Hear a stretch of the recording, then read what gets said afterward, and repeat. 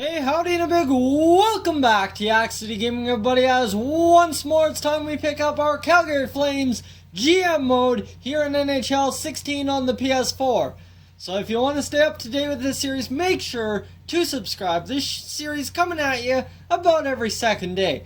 So last time we left off, we were 16, 12, and 1 on December 13th, 2018, year number 4 for the Flames, a make or break year for GM Yak-City, and we are not doing exceptional, but also not totally struggling like in previous years. So one thing I want to draw attention to is manage rosters, edit lines. In the last episode, we did a change. We sent up Sam Bennett and sent down Sean Monahan, switched their roles on the first and second line, and you know what? So far it has paid dividends. But I'm not sure if I'm completely sold on having Gustav Nyquist on the top line either, or on the second line, top line, whatever. But as I stand it right now, Sam Bennett, Johnny Gaudreau, and Gustav Nyquist are a nice combo, but I'm thinking Thomas Vanek. So, familiarity from the beginning of the season between Vanek and Nyquist, but then you have Bennett the playmaker instead of Monahan the two-way forward in between the two, and then you bring down Gaudreau, Monahan, and Granlund. I think that'll be a little bit more balanced for us. So here's hoping I am right. And against the, 13, 12, and 2 Capitals, we'll go until January 1st, not even December 31st, New Year's Eve. We'll go to New Year's Day. Come on now. Big win against Washington. Nope, we're going to lose in overtime. That's alright. We need to do that once in a while. And against St. Louis, lost in overtime again. We're getting points. Points in 3 straight. Against San Jose, there's 2 points. 17, 12, and 3 on the season. Amateur Scout is calling like normal. And where do we want to send him to? I think we'll go to the SHL forwards for 1 month.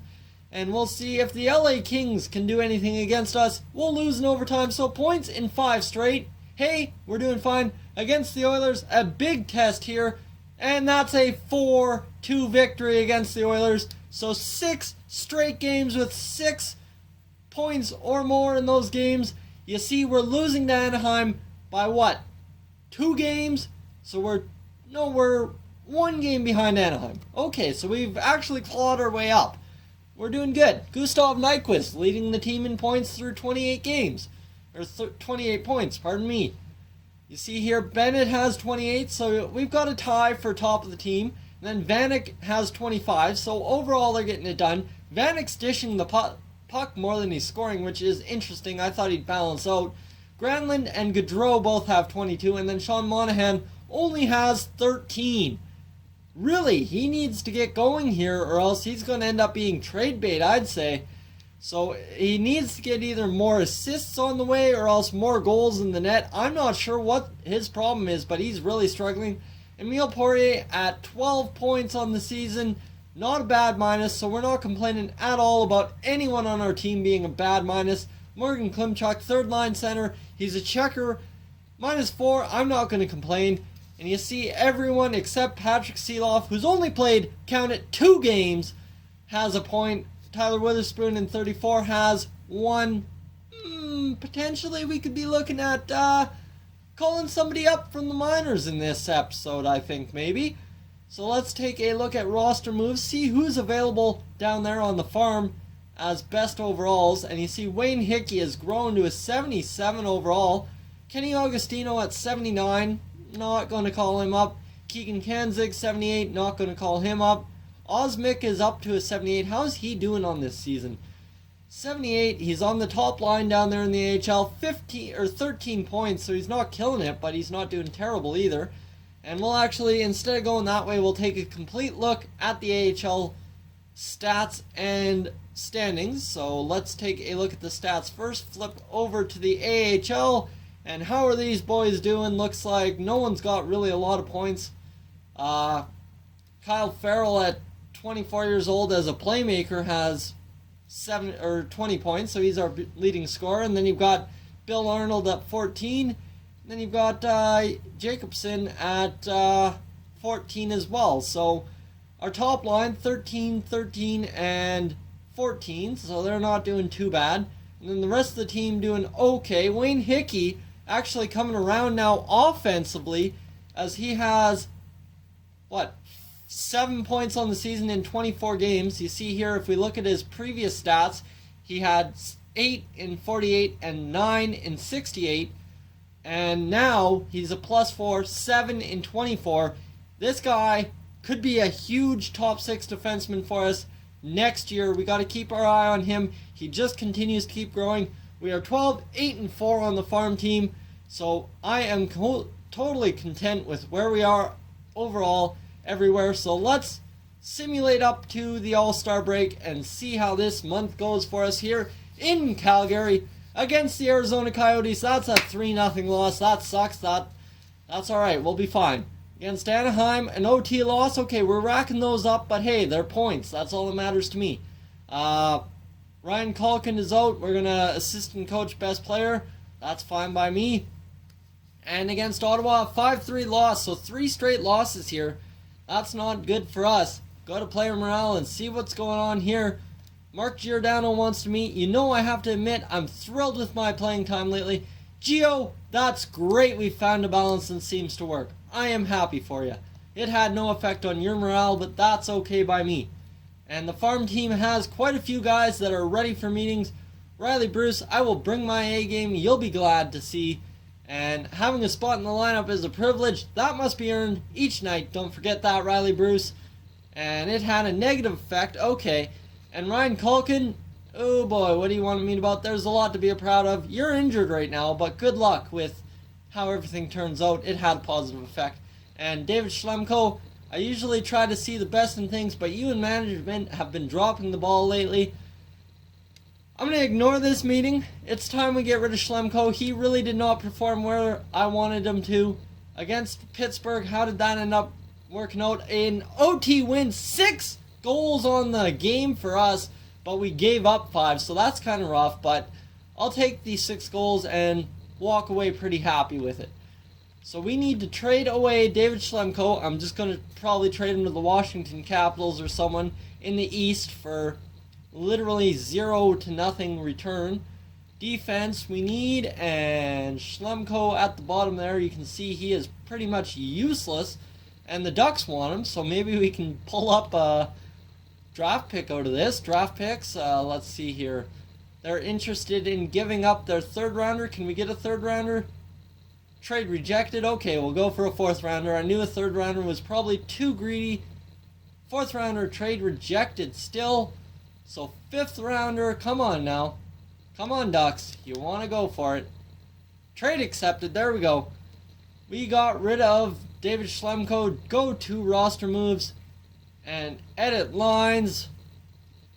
And you see the morale is dropping everywhere, but we need to go to the AHL, change the defense. And you see here, we need to sign in another defenseman. And we've got Stevenson, so we'll have 2 enforcers into the lineup here on defense. Dustin Stevenson, another defenseman at 29 years of age.